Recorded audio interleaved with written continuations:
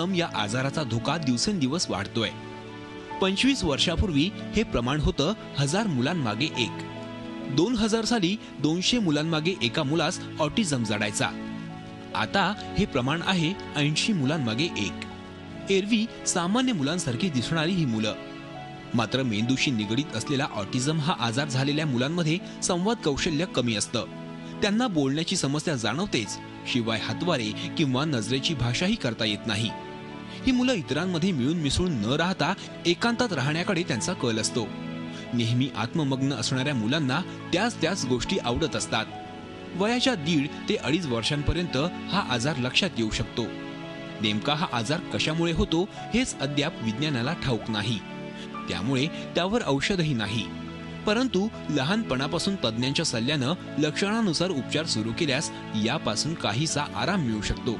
त्यासाठी speech therapy, occupational therapy, sensor integration therapy अशा काही उपचार पद्धती प्रचलित आहेत। ये ट्राई करो, वो ट्राई करो, ये ट्राई करो, और बेचारे ये माँ बाप सब जगह भागते भागते रहते हैं और सब गलत चीज़ जैसे स्टेम सेल, ऑक्सीजन थेरेपी, ये सब ट्राई करते हैं जो सच में आज तक कुछ बिल्कुल बेसिस नहीं है उसके ट्रीटमेंट के लिए। अलग का मतलब नहीं है गलत, समझे, और हम एक्सेप्ट कर सके कि हर लोग अलग है, तो हम एक सोसायटी जैसे रह सकते। मुलाला ऑटिझम आहे, त्याला मदतीची गरज आहे हे आयडेंटिफाय करून जर त्याला थेरपी चालू केली तर त्या मुलांना खूप फायदा होऊ शकतो।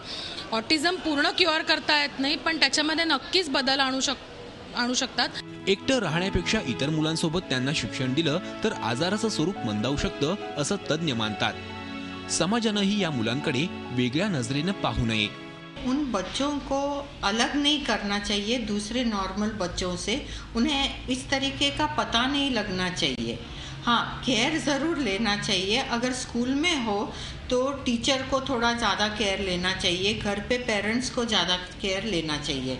शहरी भागातल्या रुग्णांमध्ये काही प्रमाणात तरी ऑटिझमवर उपचार उपलब्ध आहेत, परंतु ग्रामीण भागात अन्य कोणत्याही गोष्टीसारखी उणीवच। या आजारावर औषधाचे डोस तर नाहीत, मग या मुलांच्या पाठीवर प्रेमाची थाप का मारू नये? कृष्णात पाटील, झी मीडिया, मुंबई। झी 24 तास रहा एक पाऊल पुढे।